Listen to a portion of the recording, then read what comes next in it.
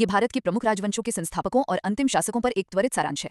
ये एपिसोड उन बिजी लोगों के लिए है जो साम्राज्यों की शुरुआत और अंत को सीधे और स्पष्ट रूप से समझना चाहते हैं।